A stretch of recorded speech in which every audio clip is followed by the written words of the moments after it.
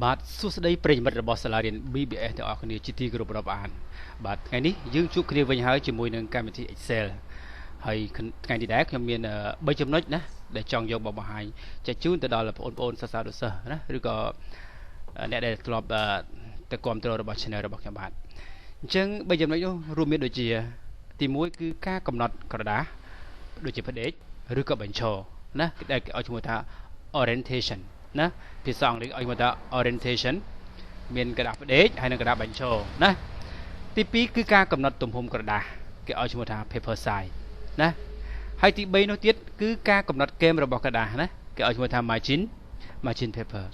តោះឥឡូវដើម្បីកុំឲ្យខាតពេលយូរយើងចូលទៅកាន់កម្មវិធី Microsoft Excel ទាំងអស់គ្នាដើម្បីបើកម្មវិធី Microsoft Excel យើងគ្រាន់តែចុច logo start បូកជាមួយនឹងអក្សរ O នៅលើ keyboard ដល់ពេលនោះយើងវាយពាក្យថា Excel ណា Excel ហើយយើងយកម៉ៅមកចុចនៅលើ OK នេះមកឬក៏យើងយកដៃយើងទៅចុចនៅលើ keyboard ពាក្យថា Enter ណា Enter ចុចមកនៅពេលនោះ Excel វាដំណើរការឡើងឥឡូវខ្ញុំយកពាក្យថា blank workbook នេះមកណាបាទហើយថ្ងៃនេះដែរយើងសិក្សាទៅលើណា page layout ណា page layout ដែលយើងសិក្សាទៅលើ orientation នេះគឺការកំណត់ក្រដាសផ្ដេកឬក៏ក្រដាសបាញ់ឈរអញ្ចឹងយើងចូលមកយើងចុចកន្លែងនេះសញ្ញាព្រួយទម្លាក់ចូលមកក្រោមណាយើងចុចវាមកនៅពេលនោះយើងក៏លេចឃើញមាន portrait ហើយនិង landscape អញ្ចឹងណាជា default នៅពេលដែលយើងបើកឬក៏នៅពេលដែលយើងបើក workbook ណាបង្កើត workbook មកថ្មីនៅក្នុងកម្មវិធី Excel ជា default របស់វាគឺគេឲ្យមកក្រដាសផ្ដេកឃើញនេះវាចុចលើផ្ដេកនេះគេផ្ដេកណាជា default វាគឺក្រដាសផ្ដេកហើយនេះគឺ portrait ណា portrait គឺក្រដាសបាញ់ឈរចាំណាអញ្ចឹងនៅក្នុងកម្មវិធី Microsoft Word ក៏អញ្ចឹងដែរណាអញ្ចឹង landscape ណាក្រដាសផ្ដេក portrait ក្រដាសបាញ់ឈរក្នុងកម្មវិធី Adobe Photoshop ក៏អញ្ចឹងដែរអញ្ចឹងឥឡូវយើងយកក្រដាស portrait ណាហើយកន្លែងនេះឲ្យមកថា size paper size គឺទំហំការកំណត់ទំហំរបស់ក្រដាសនៅពេលដែលយើងធ្វើកិច្ចការអីមួយយើង complete ត្រូវរើសណាប្រភេទក្រដាសផ្ដេកឬក៏ក្រដាសបាញ់ឈរបន្តមកទៀតយើងត្រូវកំណត់ប្រភេទក្រដាសណាទំហំក្រដាសឃើញទេជាទូទៅនៅស្រុកខ្មែរយើងណានៅទីណាក៏ដោយដែលយើងប្រើជាផ្លូវការគឺក្រដាស A4 ឃើញទេអញ្ចឹងក្រដាសមានច្រើនខ្នាតណាមាន B5 A5 អញ្ចឹង A5 នេះវាតូចជាង A4 មានថា A5 2 ដង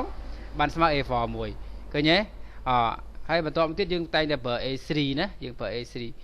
បាទ A3 នៅតាណាអញ្ចឹងនេះ A3 ឃើញទេអញ្ចឹង A3 មានន័យថា A4 នេះចំនួន2ដង A4 2 ដងស្មើ A3 មួយអញ្ចឹងជាទូទៅយើងប្រើក្រដាស A4 ទៅចាំណាអញ្ចឹងយើងយកក្រដាស A4 ឃើញទេអញ្ចឹងនៅពេលនោះនេះនៅពេលនោះវាចេញអាឃើញក្រដាសអានេះឃើញអាបន្ទាត់អុចចុះមកក្រោមឃើញទេអានេះខាន់មកចេះឃើញទេអញ្ចឹងអាហ្នឹងគេឲ្យមកថានេះត្រឹមហ្នឹងដែលត្រឹមអាខាន់អុចហ្នឹងឃើញទេគេឲ្យឈ្មោះថាមួយទំព័រឃើញទេដែលខាន់អញ្ចឹងនេះមិនទំព័រច្រើនរហូតដល់ក្រោមទៀតឃើញទេរហូតដល់ក្រោមទៀតអញ្ចឹងអាចចំណុចអុចហ្នឹងណាគេឲ្យឈ្មោះថា auto page break ណាឬក៏ auto break page ណាវាជាកន្លែងសម្រាប់ធ្វើការបែងចែកណាផ្ដាច់ពីទំព័រមួយទៅកាន់ទំព័រមួយផ្សេងទៀតណាកន្លែងហ្នឹងយល់អត់អញ្ចឹងយើងត្រូវចាំថានៅពេលដែលយើងកំណត់ size វាហើយទំហំក្រដាសហើយអញ្ចឹងវាចេញអា auto page break នេះមកអុចហ្នឹងហើយនេះយើងមកខាងនេះទៀតឃើញទៀតឃើញនេះយើងចុចមកឃើញនេះឃើញទាំងអស់ហើយយើងចុចមកក្រោមទៀតនៅមានទៀតឃើញមកក្រោមមាន auto page break នេះឃើញចឹងអាហ្នឹងហៅថា auto page break ហើយនេះយើងចុច zoom នេះឃើញបន្ទាប់មកទៀតកន្លែងនេះគេឲ្យមកថា page layout មានន័យថាយើង view លក្ខណៈជា page layout មានន័យថាអញ្ចឹងនេះឃើញទេនេះមានន័យថាអានេះមកទំព័រអញ្ចឹងវាផ្ដាច់មក page ឲ្យតែម្ដងយល់ទេកន្លែងនេះធម្មតាចេះគ្រាន់តែយើងមើលឃើញអា line break page នេះឃើញទេ break page ប៉ុន្តែបើយើងយកកន្លែងនេះវាផ្ដាច់មក page ឲ្យតែម្ដងហើយបើយើងយកកន្លែងនេះមានន័យថា page break preview មានន័យថាវាកំណត់ណាវាកំណត់ថាឲ្យឃើញតែមួយ page ដែលយើងកំពុងតែវាឯកសារហ្នឹងឯងណា ប៉ុន្តែយើងអត់ឃើញវាដោយសារយើងអត់ទាន់បានវាឯកសារឥឡូវយើងវាយអញ្ចឹងឃើញទេឥឡូវឧទាហរណ៍ថាអញ្ចឹងនេះឃើញទេឧទាហរណ៍ថាយើងវាយឯកសារអញ្ចឹងឧទាហរណ៍យើងវាយពេញមកណាយើងចូលlạiហ្នឹងឃើញទេ enter សិនមកឃើញទេនេះឃើញអត់វាចេញនៅកន្លែងណាដែលវាគេដាក់ page 1ទំព័រទី1មើលឃើញអត់ចឹងនេះយើងអាចចាប់ទាញបាននេះឃើញនេះហួរឃើញទេយើងចាប់ទាញកាលណាយើងចាប់ទាញហួរឃើញទីមកចេះមកគេនេះមកចេះមកចូលដល់ទំព័រទី2យើងចាប់ទាញលើឃើញអត់ហើយយើងនេះឡើយនេះយើង zoom នេះ zoom in ឃើញទេឬក៏យើងចុច control លើ keyboard យើងប្រើនេះនៅលើម៉ៅយើងវិលមកណាវិលទៅមុខទៅក្រោយមកវារីករួមហ្នឹងឃើញអត់អញ្ចឹងអានេះតើទៅនឹងការមើលกระดาษណាមើលกระดาษលក្ខណៈ page layout ណាមួយស្លឹកចេញដាច់ពីគ្នាអញ្ចឹងឃើញទេតើនេះហ្នឹងបងឥឡូវយើងយកចេះវិញមកធម្មតាអញ្ចឹងមក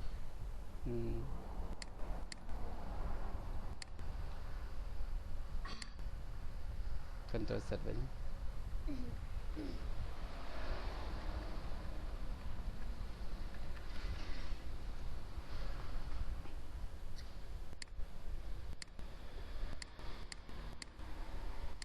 នេះចេញមកវិញនេះចេញនេះឃើញទេចេញauto page break ចុចហ្នឹងណាឥឡូវយើងនិយាយពីទៅលើហ្គេមណានេះហ្គេម margin ការកំណត់រឹមខាងណាឧទាហរណ៍ថាយើងយកនេះឃើញទេអញ្ចឹងខាងនេះខាងស្ដាំមែននេះខាងស្ដាំឃើញទេអញ្ចឹងពីត្រឹមនេះមកដល់ខាងនេះឲ្យមកថាហ្គេមកដាឃើញទេឧទាហរណ៍ឲ្យខាងនេះខាងលើ top ណាអានេះ bottom អានេះ left អានេះ right ឃើញទេខាងស្ដាំអញ្ចឹងឧទាហរណ៍ថាយើងសេអសអញ្ចឹងយើងសេអសនេះវាលយមកខាងនេះឃើញទេឥឡូវយើងចុចឲ្យអស់តិចមកយើងថែមតិចទៀតឲ្យវាលយនេះលយអញ្ចឹងហ៎អញ្ចឹងកាលណាយើង print មកវាដាច់អានេះបាត់ហើយនេះ Z FG វាដាច់បាត់ហើយណាអញ្ចឹងដើម្បីកុំឲ្យបាត់យើងត្រូវតែ Series Margin នេះ Series Margin នេះឃើញទេយើងត្រូវ Series Margin ដាក់ margin ឲ្យតូចតិចមកនេះចូល custom margin អានេះ margin មានស្រាប់នេះឃើញទេ margin មានស្រាប់ដែលកម្មវិធីគេសេមកណាអញ្ចឹងយើងចូលកំណត់ខ្លួនឯងគឺចូល custom margin នេះមកណាយើងចូលមកហ្នឹងហើយដល់ពេលនោះយើងឃើញ margin នេះ margin ដែលយើងកំពុងប្រើហ្នឹងគឺ top 0.75 ណាហើយ bottom 0.75 ដែរហើយ left 0.7 right 0.7 ដែរណាអញ្ចឹងយើងត្រូវសារ៉េខាងឆ្វេងប៉ុណ្ណេះមកស្ដាំមកឃើញទេឲ្យ margin នៅតូចជាងមុនហើយយើងចុច OK មកឃើញទេដល់ពេលនោះឃើញវាបាន margin ធំហ៎អញ្ចឹងយើងសេមិញនៅខាងនេះឃើញអត់អញ្ចឹងធ្វើឲ្យការ print របស់យើងនឹងអត់លែងដាច់យល់ទេឡើយហ្នឹងណាមានន័យថាអញ្ចឹងណាអញ្ចឹងវីដេអូយើងតាក់ទិនទៅនឹង page layout ដែលយើងសិក្សាទៅលើ orientation ណាការកំណត់កណ្ដាលផ្ដេកណាឬក៏បញ្ឈរណាsize ណា size យើងប្រើ A4 ហើយ margin ណា margin អានេះ margin មានស្រាប់ណាដែលគេសរសេរមកនៅក្នុងកម្មវិធីមានន័យថាជា margin របស់កម្មវិធី Excel ដែលយើងរើសតាមចិត្តយើងទៅមើលមើលនេះអូននេះយើងរើសនេះតាមចិត្តយើងមកគេប៉ុន្តែដូចអត់ត្រូវចិត្តយើងចូលមកកាន់កន្លែង customize margin នេះតើណាកន្លែងហ្នឹងណាហ្នឹងហើយអញ្ចឹងយើងមានតែប៉ុណ្្នឹងទេណាហ្នឹងហើយអញ្ចឹងជាចុងក្រោយបាទសូមអរគុណដល់បងប្អូនទាំងអស់គ្នាដែលតែងតែគ្រប់គ្រង channel របស់ខ្ញុំបាទណាហើយសូមអរគុណច្រើនសូមជម្រាបលា